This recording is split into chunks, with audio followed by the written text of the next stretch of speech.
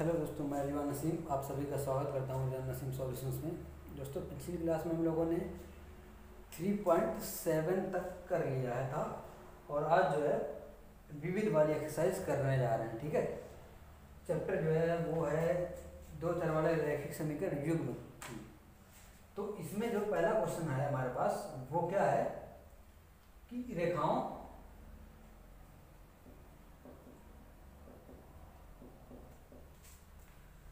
3x minus y is equal to 3,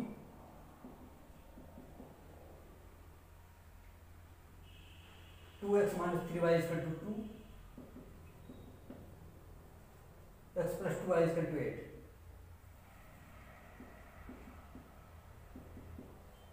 ये तीन हमें समीकरण गिवन है, उसमें से हमें इसके निर्देशांक बताने हैं। इससे एक त्रिभुज बन रहा है और उस त्रिभुज के निर्देशांक हमें बताने हैं। तो कई मेथड होते हैं इसको करने के। पहला जो होता है, एक तो ग्राफ से कर सकते हैं, इसके हमें कोऑर्डिनेट निकालने हैं, निर्देशांक उसको ग्राफ बनाने हैं। ठीक है, तो वहाँ से एक तो होता है बीजगणितीय मेथड से करना। बीजगणितीय वाले से इसमें कह रहा है करने को, तो हम बीजगणितीय मेथड से कर लेते हैं इसको। इसमें क्या होता है कि हमें दो को साथ लेके एक्स और वाई की वैल्यू निकालनी होती है। ठीक है, जब इन दोनों को साथ में लेते हैं 3x minus y is equal to 7 और 2x minus y is equal to 2 को, तो क्या करना है, हमें यहाँ से माइनस कर देना है, ये कैंसिल हो जाएगा, ये x होगा, यहाँ से आ गया 5, x की वैल्यू क्या आ गई 5, और जब x की वैल्यू को इसमें रखेंगे तो यहाँ से 15 minus y is equal to 7, y is equal to 8 हो गया। यानी कि जो इसका निर्देशांक आएगा वो 5 और 8 आएगा। ठीक, एक हो गया। अब दूसरे में क्या करना है, इन दोनों को ले लेना है, 2x plus 2x minus y is equal to 2। इसमें जो है कोई बराबर नहीं है, ना तो x ना तो y, तो हमें इसमें 2 से मल्टीप्लाई कर देते हैं। ठीक है, 2x plus 4y is equal to 16। जब इसमें ये बराबर हो गया तो माइनस हो जाएगा, यहाँ से माइनस, यहाँ भी माइनस, ये कैंसिल हो गया, यहाँ से होगा -5y। ठीक है,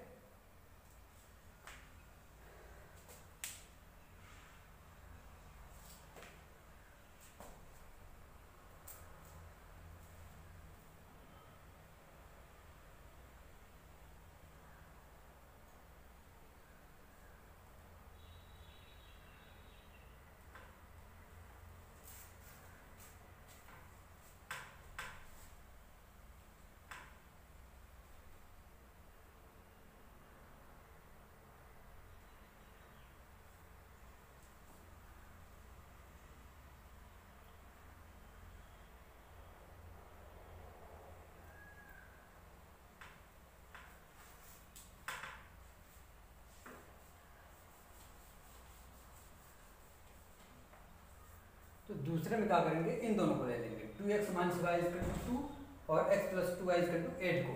ठीक है, तो यहाँ से हम जो है ना तो x बराबर है ना तो y बराबर है, तो दोनों में क्या करते हैं, इसमें 2 से मल्टीप्लाई कर देते हैं, तो 4x हो जाएगा, यहाँ से क्या हो जाएगा 2y और यहाँ से क्या हो जाएगा 4 हो जाएगा। ठीक है, 2 से मल्टीप्लाई कर दिया, उसके बाद इसको नीचे लिखेंगे x plus 2y is equal to 8। ठीक है, अब यहाँ से जो है ये कैंसिल हो जाएगा, ऐड ही कर देते हैं, ऐड करने पे कट जा रहा है, ऐड जब करेंगे ये कट जाएगा, तो यहाँ से वो क्या हो जाएगा 5x इज इक्वल टू 8 4 12, यहाँ से x इज इक्वल टू क्या हो जाएगा 12/5। ठीक है, x की वैल्यू 12/5 आ गई। अब x की वैल्यू को कहाँ रखेंगे, इसी एक इक्वेशन में रखेंगे इसमें, तो y की वैल्यू हमें मिल जाएगी। ठीक, इसमें दो सेकंड में रख देते हैं, तो 12/5, यहाँ से 2y इज इक्वल टू क्या हो जाएगा, ये उधर जाएगा तो हो जाएगा -12/5। ठीक है, और जब इसको माइनस करेंगे तो 28/5 बचेगा। ठीक, जब ये यहाँ से कैंसिल होगा तो 14/5 हो जाएगा, यानी कि इसका जो कोऑर्डिनेट आएगा वो x की वैल्यू 12/5 आई है वो आएगा, और y की वैल्यू 14/5 आई है ये आएगा। जो दूसरा निर्देशांक है वो भी हमें मिल गया। ठीक, तीसरा वाला कैसे निकालेंगे, तीसरे वाले में पहले और तीसरे को ले लेंगे, है ना, पहले और तीसरे को ले लेते हैं। तो यहाँ से जो होगा वो 3x minus y। अब इसमें से देखो दोनों सेम नहीं है, ना तो x सेम है ना तो y सेम है, तो हम इसमें से 2 से मल्टीप्लाई करके 2y बना लेंगे इसको। जब 2 से मल्टीप्लाई करेंगे तो ये 6x हो जाएगा, और यहाँ से क्या हो जाएगा 2y, और यहाँ से क्या हो जाएगा 2 3 जा 6, और जब इसमें करेंगे, इसमें नहीं करना x plus 2y equal to 8। अब ये यहाँ कैंसिल हो जाएगा,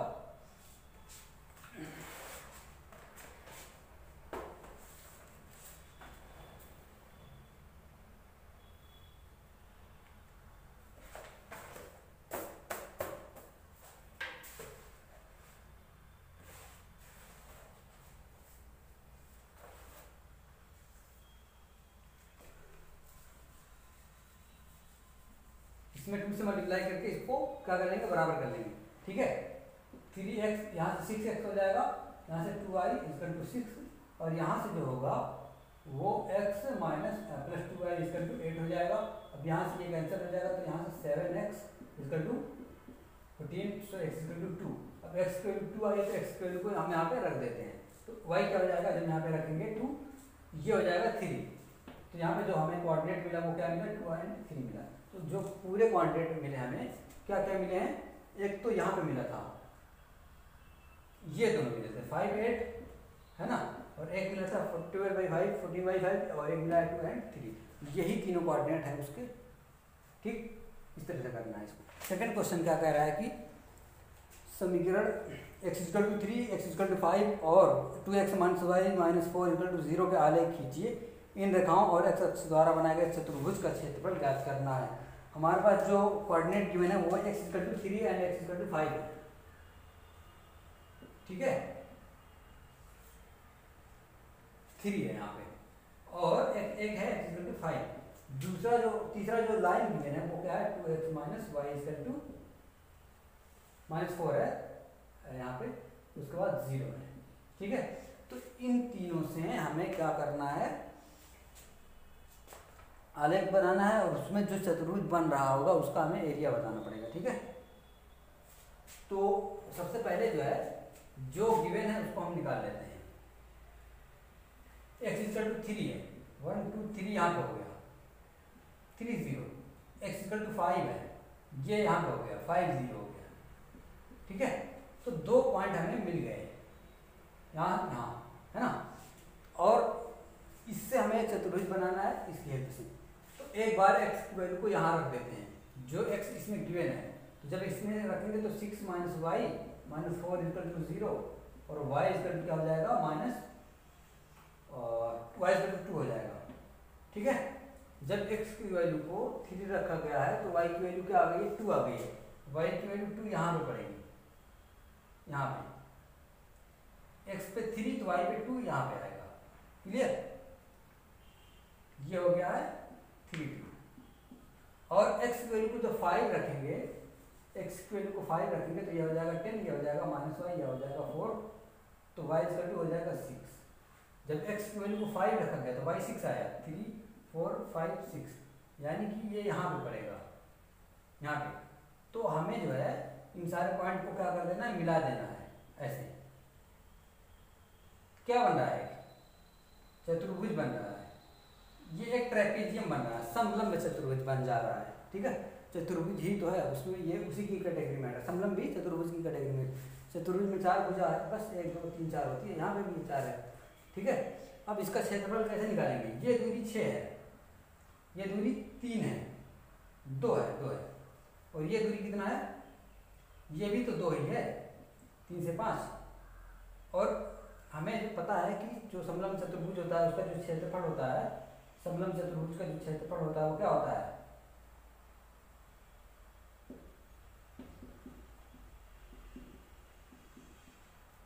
एक बटे 2 समांतर भुजाओं का योग है ना, समांतर भुजाओं का योग, यानी कि 2 + 6, और उनके बीच की दूरी क्या है, 2 है, तो ये हो जाएगा, ये कट जाएगा, और यहाँ से 6 तो 8 हो जाएगा, 8 इकाई। ठीक है, इसका जो क्षेत्रफल आएगा वो 8 इकाई हो जाएगा। एक बार फिर से देखते हैं, समलंब चतुर्भुज का क्षेत्रफल 1/2 ब्रैकेट में समांतर भुजाओं का योग, समांतर कौन कौन सी भुजा है, ये और ये है, तो ये 2 है, ये 6 है, 2 और 6 ऐड कर दिया, और उनके बीच की दूरी कहीं की भी, या तो यहाँ की ले लेंगे, यहाँ की ले लेंगे, हर जगह बराबर ही है क्योंकि समांतर था, यहाँ और यहाँ बराबर आएगा। ठीक है, तो इसके बीच की दूरी 2 थी, और ये कट जाएगा, 8 हो जाएगा, 8 इकाई यूनिट आंसर हो गया। क्लियर है।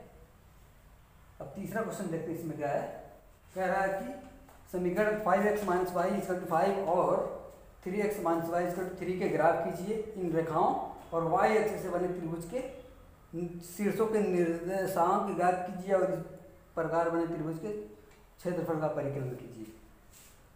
हमारे पास दो इक्वेशन है, क्या क्या, 5x minus y equal to 5 और एक क्या है 3x minus y equal to 3। ठीक है,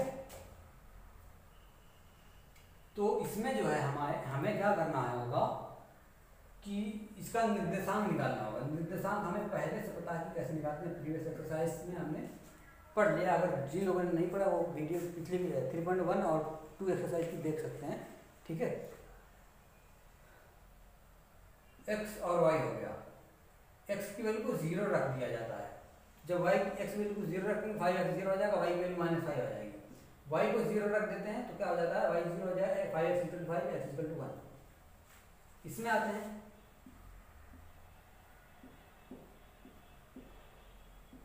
x को 0 रखा तो y की वैल्यू -3, y को 0 रखा तो x की वैल्यू 1। ठीक है, अब हमें इससे क्या बनाना है, ग्राफ बनाना है। ऐसे इसको जो है 5 तक जा रहा है तो हमें -5 तक ले जाना पड़ेगा। इसको मिटा ही देते हैं, बस कोऑर्डिनेट नीचे कर लेते हैं यहीं पे। चलो यहाँ से कर लेते हैं, -1 -2 -3 -4 -5। ठीक है, 0 -5 यहाँ पर पड़ेगा, 1 0 यहाँ पर पड़ेगा। ठीक, ये इन दोनों को मिला दिया। ये कौन सी लाइन हुई, पहली वाली line 5x minus y equal to 5। दूसरे में क्या है 0 -3 यहाँ पे हो गया और ये भी तो 1 0 से जा रहा है, यानी कि यहीं से जा रहा है, तो इसको भी ऐसे ही मिला दिया। अब जो है क्या, किस हमें कौन सा एरिया निकालना है, कोऑर्डिनेट पहले। कोऑर्डिनेट तो हमें पता चल गया 0 -3 0 -5 1 और 0 हमें क्या निर्देशांक मिल गया। ठीक है तीनों। अब क्या कर रहे हैं कि एरिया बताना है किसका, y एक्सिस से बने जो क्षेत्रफल है, इन दोनों लाइन और y एक्सिस से बने क्षेत्रफल। यहाँ पे दो वो बन रहा है ट्रायंगल, एक तो ये बन रहा है ये वाला, लेकिन इसको नहीं लेना है। क्यों, दोनों लाइन और y एक्सिस, तो अगर ये वाला पार्ट लेंगे हम तो सिर्फ एक लाइन इसमें शामिल होगी, दूसरी ये वाली लाइन जो जा रही है नीचे वाली वो शामिल नहीं होगी। लेकिन अगर हम ये वाला एरिया लेते हैं, ये वाला एरिया, तो इसमें दोनों लाइन भी शामिल है और y अक्ष भी शामिल है। ठीक है, तो ये हमें लेना रहेगा, इसी का एरिया बताना है।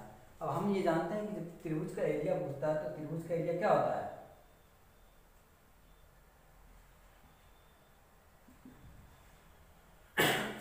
वन बाई टू, जब निर्देशांक गिवन होगा तो 1/2 x1 y2 minus y3 plus x2 y3 minus y1 plus x3 y1 minus y3। Clear है, ये होता है त्रिभुज का एरिया निकालने का फार्मूला जब निर्देशांक दिए रहते हैं तब उससे। तो मान लेते हैं ये x1 है, ये y1 है, ये x2 ये y2 ये x3 ये y3, 1/2 x1 1। ठीक है, y2 माइनस y3 दोनों जब माइनस होंगे तो 2 मिलेगा, -3 माइनस यहाँ पे 5 आ जाएगा तो 2 मिलेगा हमें, प्लस x2 0 है, ये पूरा 0 हो गया, x3 0 है, ये पूरा 0 हो गया। यहाँ से क्या बचा 2 1 या 2 1 निकल। ठीक है, तो आंसर क्या आ गया 1 यूनिट जो है इसका एरिया आ गया। क्लियर, सिंपल है, ये याद रखना इसका जो फार्मूला होता है, निर्देशांक से त्रिभुज का क्षेत्रफल निकालना है। याद कैसे करेंगे, पहले x 1 है तो y और 2 कंटिन्यू रहता है लेकिन साइन माइनस होकर रहता है। ठीक है, x2 हुआ तो y 3 1 2 3 1 3 हुआ तो 1 2 3 ऐसे है ना, 1 3। नेक्स्ट देखते हैं क्या है, 4 और 5 छोड़ दिया क्योंकि वो जो है पढ़ा हुआ पिछले एक्सरसाइज में हमने पढ़ लिया था उसको। ठीक है, नंबर 6 क्या कह रहा है कि लैम्डा के किस मान के लिए रैखिक समीकरण युग्म lambda x plus y equal to lambda square x plus lambda y equal to 1। अब यहाँ पे तीन कंडीशन गिवन है, कोई हल नहीं होगा, अपरिमित रूप से अनेक हल होंगे का एक अद्वितीय हल होगा। ये जो है आई थिंक 3.2 का है ना, फिर भी कर लेते हैं हम लोग। तो मैं इसलिए अगर हम मैथ में जो है पिछली एक्सरसाइज को लेके चलना होता है, सारी चीज़ें लपेट के चलनी पड़ती है, आगे पीछे की सबकी, है ना, तभी मैथ समझ में आता है। तो पिछली जिन लोगों ने नहीं देखा वो आई मतलब डिस्क्रिप्शन में जाके देख सकते हैं, उस प्लेलिस्ट में सारी वीडियोज है, उसको देख सकते हैं। तो यहाँ से चलो हम देखते हैं क्वेश्चन क्या है। जब कोई हल नहीं होता है तो हमने ये पढ़ा है कि जो लाइन होती है वो समांतर जाती है। क्या होती है? समांतर जाती है। दोनों लाइन जो होती है क्या होती है? समांतर जाती है। और कैसे पता चलता है? यहाँ पर जो A1/A2 होता है, B1/B2 होता है, C1/C2, उसमें जो है ये बराबर होता है, ये नहीं होता बराबर। ठीक है, A1/A2 B1/B2 इक्वल होगा, लेकिन ये इक्वल नहीं होगा। A1 क्या है? लैम्डा। A2 क्या है? x का गुणांक 1। ठीक है, B1 क्या है? 1। B2 क्या है? गुणांक लैम्डा। ठीक, यहाँ से क्या नॉट इक्वल टू C1/C2 यानी कि लैम्डा स्क्वायर अपॉन 1। एक बार इन दोनों को लेते हैं। जब इन दोनों को लेंगे तो लैम्डा का स्क्वायर होगा 1, lambda equal to plus minus 1। यहाँ से क्या होगा? एक बार इन दोनों को लेंगे तो lambda cube equal to 1, lambda equal to 1, not equal to 1। यहाँ पे इक्वल है, यहाँ पे नॉट इक्वल है। अब ये कह रहा है कि लैम्डा की वैल्यू प्लस माइनस 1 है, ये कह रहा है कि लैम्डा की वैल्यू 1 नहीं होनी चाहिए। तो यानी कि लैम्डा की वैल्यू कितना होनी चाहिए? -1 होनी चाहिए। ठीक है, लैम्डा की वैल्यू क्या आ गई? -1 आ गई। क्लियर? अब दूसरे वाली कंडीशन में क्या कह रहा है कि अपरिमित रूप से अनेक हल होंगे। अनेक हल में क्या होता है? हमने ये पढ़ चुके हैं हम, दोनों लाइन एक दूसरे के ऊपर होती है, ऐसे संपाती होती है। ठीक है, क्या होती है? संपाती। और इसमें क्या कंडीशन फॉलो होती है? A1/A2 B1/B2 C1/C2 तीनों इक्वल होते हैं। Lambda by x, lambda by 1 by lambda, और यहाँ पे लैम्डा स्क्वायर बाई 1। यहाँ से इक्वल करो, लैम्डा का square equal to 1, lambda equal to plus minus 1। यहाँ से क्या कर रहा है? लैम्डा इक्वल टू लैम्डा का क्यूब 1, लैम्डा इक्वल टू 1। ये कह रहा है लैम्डा की वैल्यू प्लस माइनस दोनों है, ये कह रहा है कि लैम्डा की वैल्यू 1 है। ठीक है, तो जो दोनों को फॉलो करेगा, सेटिस्फाई करेगा, वही लेना। अगर -1 ले लेंगे तो इसको नहीं सेटिस्फाई करेगा ना, लेकिन +1 ले लेते हैं तो इसमें भी है और इसमें भी है, तो यही जो है हो जाएगा। लैम्डा की वैल्यू क्या आ जाएगी? 1 हो गई। ठीक है, दूसरी कंडीशन ये वाली हो चुकी। ठीक, तीसरी कंडीशन में क्या कह रहा है? इसका जो आंसर होगा क्या होगा? लैम्डा इक्वल टू 1 होगा, -1 नहीं लेना है ना। तो तीसरी कंडीशन में ये कह रहा है कि एक अद्वितीय हल होगा।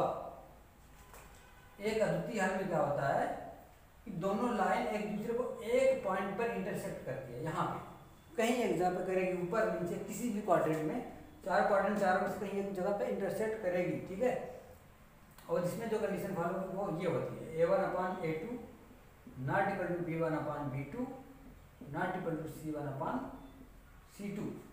A1 जो है वही है लैम्डा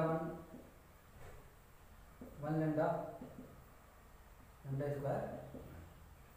ये कह रहा है कि लैम्डा की वैल्यू नॉट इक्वल है -1 प्लस माइनस 1 की। ये कह रहा है कि लैम्डा की वैल्यू नॉट इक्वल 1 की। क्यूब होगा 1 फिर क्यूब दोनों का क्यूब रूट लेंगे तो 1 हो जाएगा। यानी कि ये कह रहा है कि +-1 भी नहीं होनी चाहिए और +1 भी नहीं होनी चाहिए, कुछ दोनों नहीं होना चाहिए। ठीक है, तो अगर यहाँ पर 1 लेंगे तो ये -1 आ जाएगा, लेकिन जब कहते हैं कि +-1 दोनों नहीं लेना तो ये इसमें शामिल हो जाएगा। यानी कि इसका जो आंसर होगा वो हमें ये लिखना पड़ेगा। ठीक है, हमें ऐसा लेना पड़ता है जो दोनों में हो। अगर ये ले लेंगे तो इसमें नहीं रहेगा। ये कह रहा है कि लैम्डा की वैल्यू 1 नहीं होनी चाहिए, तो क्या -1 होनी चाहिए? पूरा कंप्लीट नहीं हुआ ना, मतलब इस कहने का पर्पज। तो अगर कहेगा लैम्डा की वैल्यू +-, नहीं होनी चाहिए, ये अपने आप शामिल हो गया उसमें, इसलिए ये वैल्यू लेंगे ना, ये वाला लिखा जाएगा, ये जो है इसका आंसर हो गया। ठीक, इसी तरह से करना इसको। ओके,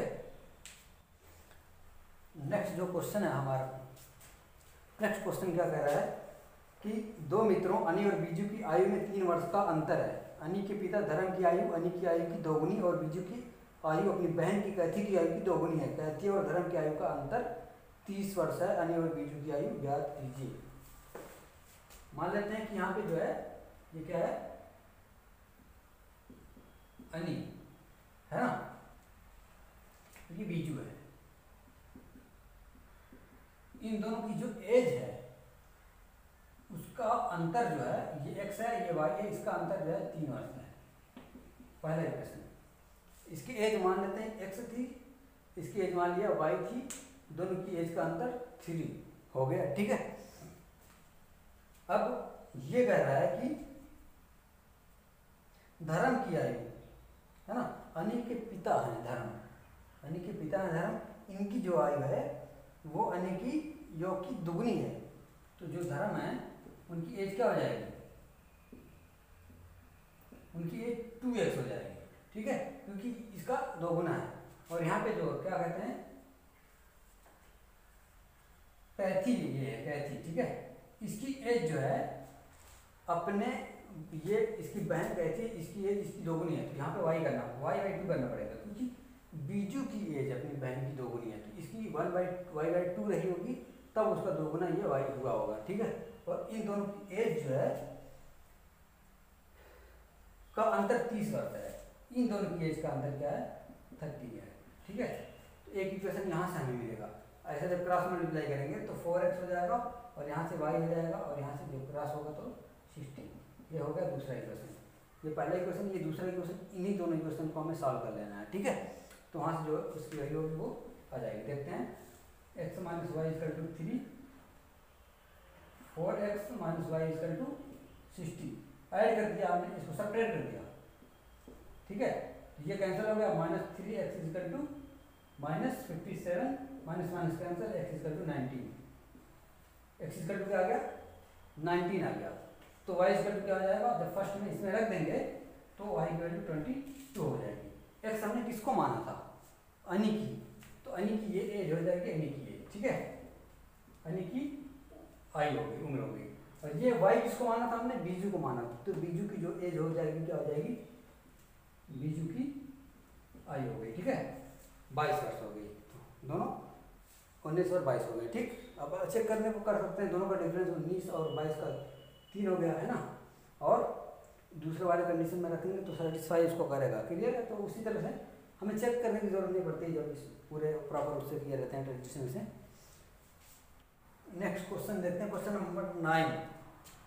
क्या कह रहा है इसमें कि एक मित्र दूसरे से कहता है कि यदि मुझे तुम 100 दे दो तो मैं आपसे 2 गुना धनी बन जाऊंगा। दूसरा उत्तर देता है कि यदि आप मुझे 10 दे दें तो मैं आपसे 6 गुना धनी बन जाऊंगा। दोनों के पास कितना कितना रुपीज है। मान लेते हैं कि एक मित्र, ये x ए है, उसके पास x रुपया है, एक मित्र है जिसके पास y रुपया है। ठीक है, मान लेते हैं कि 2 लोग हैं, एक ए है एक बी है, एक के पास x रुपया है, एक के पास y रुपया है।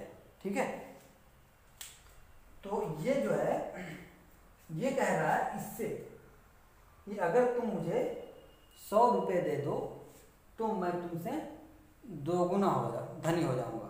तो अब देखो, ये इसको 100 रुपये देगा, समझने वाली बात है यहाँ, ये इसको 100 रुपये देगा, इसके पास क्या हो जाएंगे, x + 100 रुपये हो जाएंगे।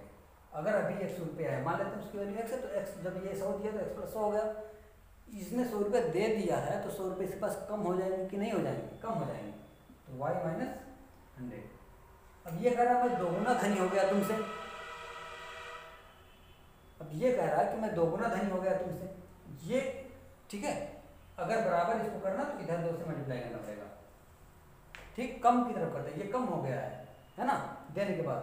तो यहाँ पर जो होगा इसको ट्रांसफॉर्म करेंगे, x ये 2y बन के इधर जाएगा तो 2y, और ये जो है -2y, 2 × 100 -200, यहाँ पे इधर जाएगा तो -300 हो गया।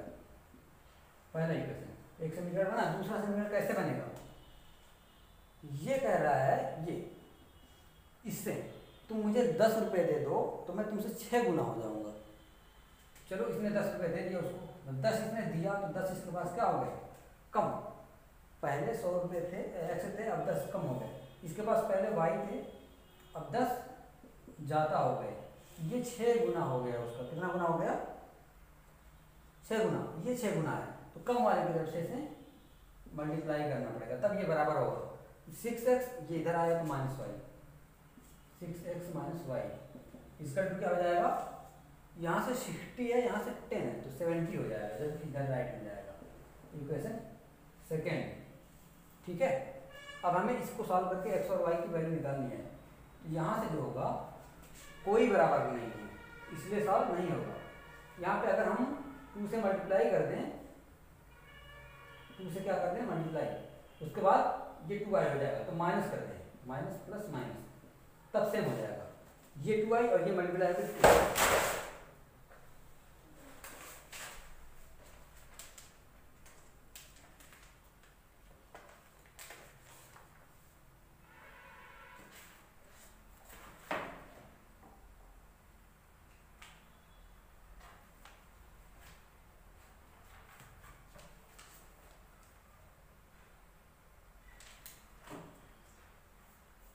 ये 2y और यहाँ से ये मल्टीप्लाई होकर 2y हुआ, ये दोनों क्या हो गए, कैंसिल हो गए, ठीक है। अब यहाँ पे x है, यहाँ पे दोनों मल्टीप्लाई होकर 12x होगा, यानी कि ये माइनस हुआ तो 11x हो गया, ठीक है। x 12x तो x minus 12x minus 11x। यहाँ से क्या माइनस 300, यहाँ से क्या है 140, और दोनों माइनस में है इसलिए दोनों हो जाएंगे ऐड, तो क्या हो जाएगा 440 हो जाएगा, और माइनस में है, ठीक है। ये 300, ये 140 हो, जब इसका मल्टीप्लाई इसमें भी होगा, दोनों तीनों में होता है, इसमें भी होगा, इसमें भी होगा, इसमें भी होगा। जब यहाँ पे होगा तो 140 और 300 बैठ के तो 440, ये यहाँ से कैंसिल, 11 से ये कैंसिल, तो एक्स इक्वल टू क्या हो जाएगा 40, यानी कि इसके पास 40 रुपये हैं।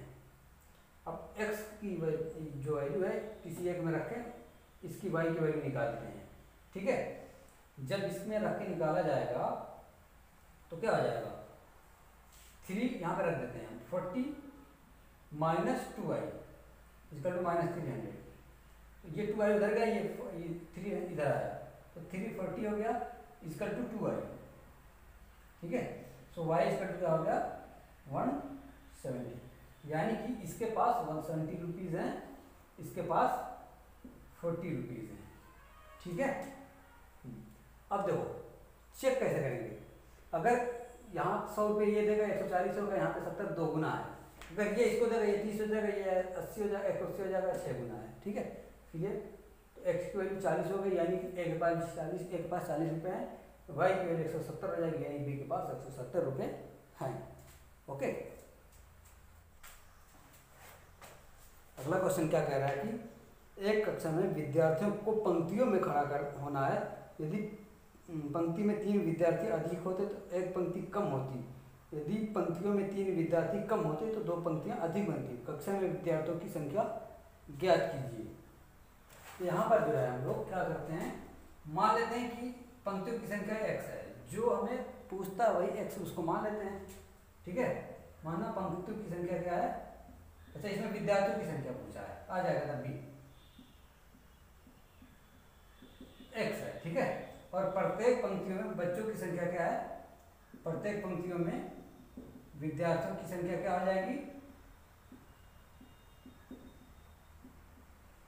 y हो गई, ठीक है। x पंक्ति है और हर पंक्ति में y विद्यार्थी है, ठीक है। तो विद्यार्थियों की संख्या क्या हो जाएगी, फॉर एग्जांपल अगर हमारे स्कूल मान लीजिए स्कूल में एक पंक्ति में 20 बच्चे हैं, ठीक है, इसी तरह से, और 5 पंक्ति हैं तो क्या होगा 20 गुणे 5 100 बच्चे होंगे, ठीक है। तो अगर x पंक्तियां y विद्यार्थी सब में है तो x इंटू वाई विद्यार्थी टोटल हो जाएंगे, ठीक है। तो विद्यार्थियों की संख्या क्या हो गई, विद्यार्थियों की संख्या x इंटू वाई हो गई, ठीक है। अब जो पहले केस में क्या कह रहा है, फर्स्ट केस में कि जब 3 विद्यार्थी अधिक खड़े होते हैं हर पंक्ति में, पंक्तियों की संख्या विद्यार्थियों की संख्या क्या है, y है, ठीक है। प्रत्येक पंक्ति में विद्यार्थियों की संख्या y है जब 3 विद्यार्थी अधिक खड़े होते हैं हर पंक्ति में, तो पंक्तियों की जो संख्या है वो 1 कम हो जाती है। पंक्तियों की संख्या x है तो 1 कम हो जाती है, यानी कि x - 1 हो जाती है। और विद्यार्थी तो टोटल तब भी उतने ही रहेंगे ना, विद्यार्थियों की संख्या, यानी कि ये xy हो गया, ठीक। अब जब यहाँ से इसको हम ब्रेक करेंगे, इसको xy प्लस 3x x है यहाँ पे, minus y minus 3 equal to xy, तो यहाँ से ये कैंसिल हो जाएगा। क्या बचेगा, 3x minus y is equal to 3, ठीक है।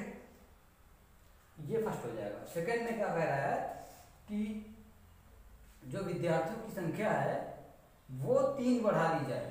विद्यार्थियों की संख्या क्या है, पंक्तियों की संख्या बढ़ा दी, मतलब नहीं, ये कह रहा है कि प्रत्येक पंक्तियों में विद्यार्थियों की संख्या इस बार घटा दी जाए। तो y विद्यार्थी एक पंक्ति में अगर 3 घटा दिए जाते हैं, ठीक है, हर पंक्ति से, तो जो पंक्तियों की संख्या है वो 2 बढ़ जाती है। पंक्तियों की संख्या x है तो 2 पंक्ति और हो गई, यानी कि x + 2 हो गया, ठीक है। और विद्यार्थी तो वही रहेंगे जितने थे।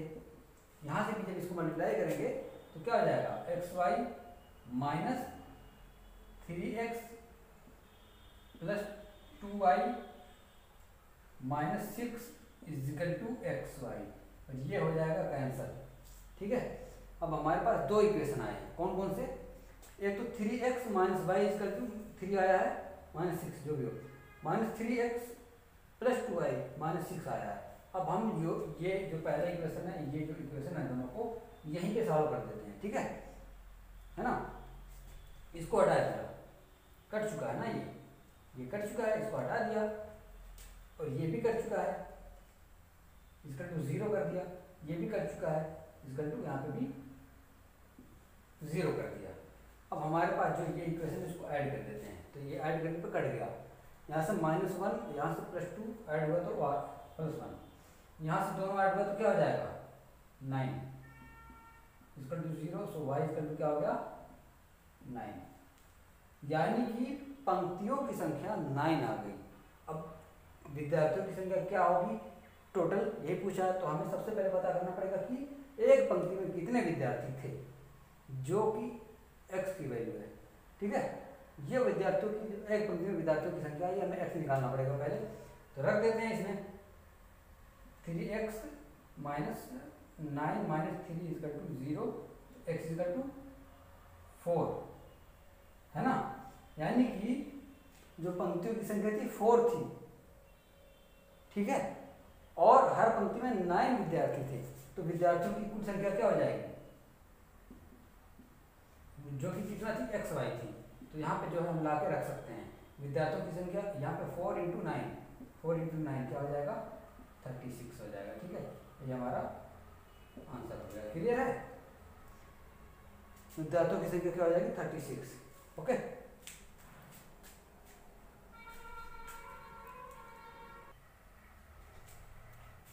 नेक्स्ट क्वेश्चन क्या है, क्वेश्चन नंबर 11 कह रहा है कि एक त्रिभुज ABC में कोण C बराबर है कोण 3B बराबर कोण 2A + B के, तो तीनों कोण हमें ज्ञात करना है, ठीक है।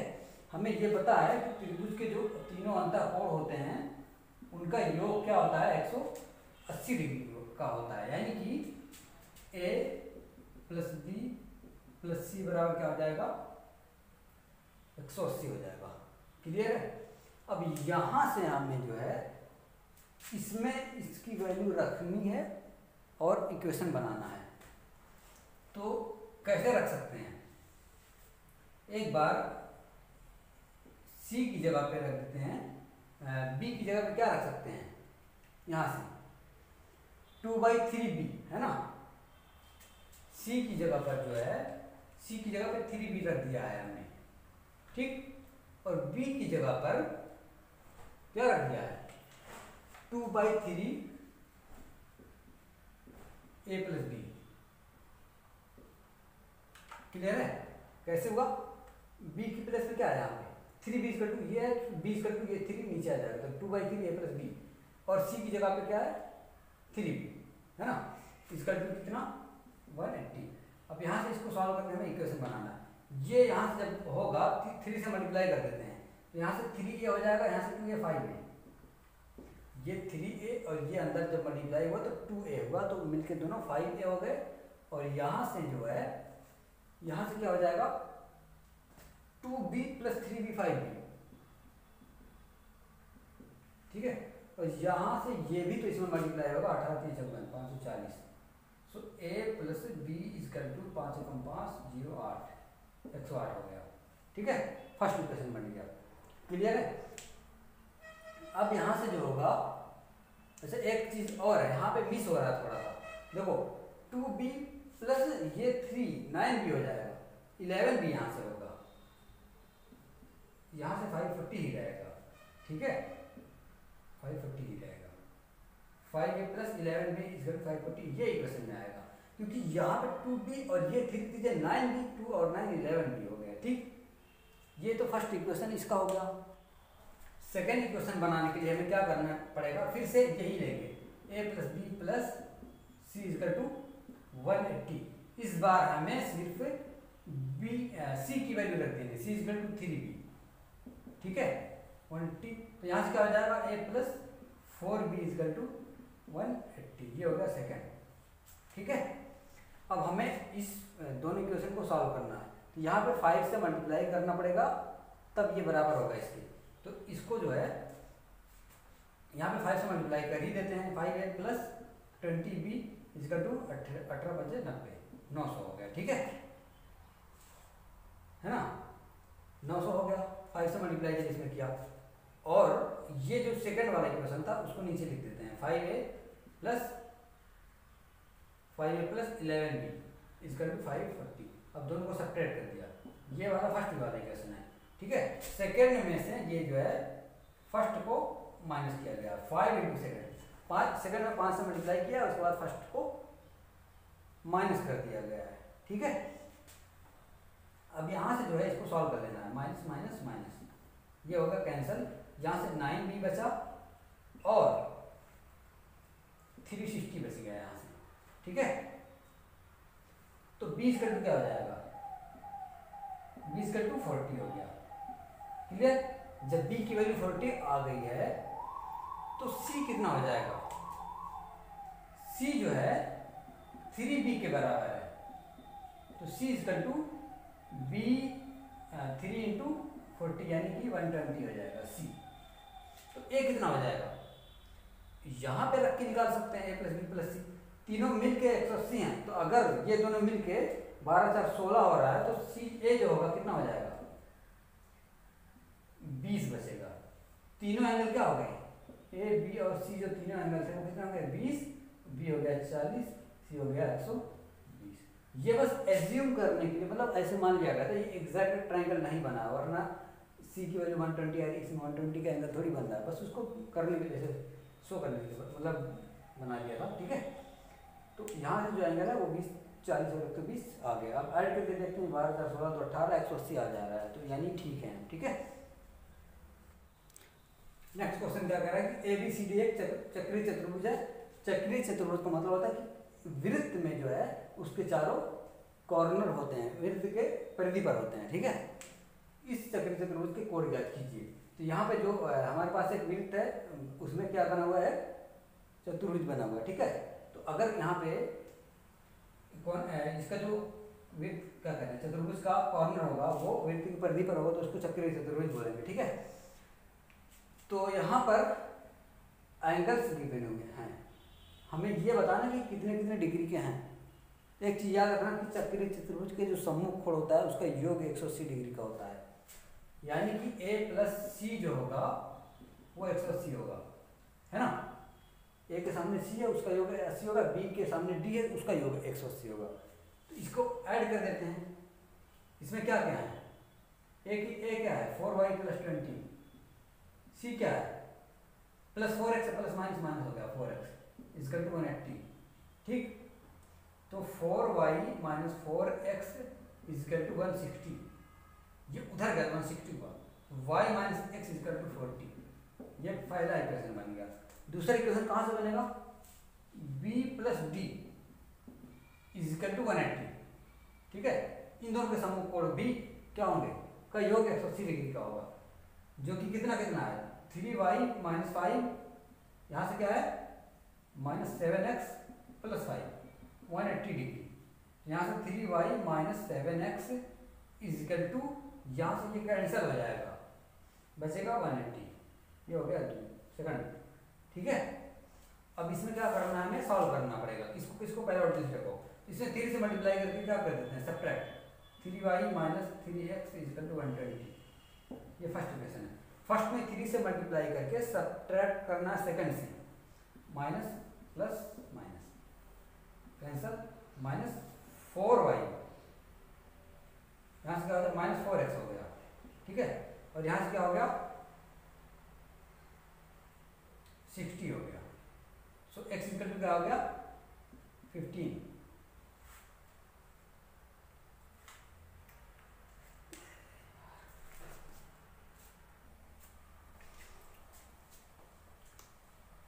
माइनस 4x इक्वल टू क्या आया 60 आया, तो x इक्वल टू क्या हो जाएगा माइनस 15 हो गया, ठीक है। अब माइनस 15 इसमें किसी एक में रख देते हैं, किसमें रख दे, इसमें रख देते हैं, ठीक है। तो यहाँ से जो वैल्यू होगी y माइनस 15 ना माइनस माइनस प्लस हो गया, प्लस 15 इक्वल टू 40, तो y की वैल्यू क्या हो जाएगी, y की वैल्यू हो जाएगी 25, ठीक है, y की वैल्यू 25 हो गई। और हमें अब इन दोनों से क्या करना है, x और y से जो एंगल है वो फाइंड करना है। जैसे कि a क्या है, a है माइनस 4x, नहीं a जो है वो 4y प्लस 20 है, तो y की प्लेस पे क्या रखेंगे 25 रखेंगे, तो 4 इंटू 25 प्लस 20 120 हो गया। और b क्या है, b है 3y माइनस 15, y की वैल्यू क्या है 25 इंटू 3 इंटू 25 माइनस 15 70 हो गया, ठीक है। c क्या है minus 4x, minus 4 into minus 15 60 हो गया। तो d की वैल्यू क्या हो जाएगी, d की वैल्यू जो होगी माइनस 7x प्लस 5, यहाँ से माइनस 7, इसकी जगह पर माइनस 15 प्लस 5, सो x 110 हो गया। तो जो एंगल्स हैं वो क्या क्या होंगे 120, 70, 60 एंड 110 हो गए, चारों एंगल, ठीक है। तो इस तरह से इसको करना होता है। सो आई होप आप लोगों ने अच्छे से समझा इसको। अगर आप लोगों को ये वीडियो अच्छी लगी हो तो इस चैनल को सब्सक्राइब करिए, बेल आइकन को प्रेस करिए ताकि हम दोबारा मिलते रहें, ठीक है। और अगर आप लोग अच्छे से हैं यूपी बोर्ड एनसीईआरटी की बुक पढ़ना चाहते हैं मैथ की, तो इस चैनल को सब्सक्राइब कर लीजिए, क्योंकि इस पर पूरा जो है सिलेबस आपको मिल जाएगा, ओके।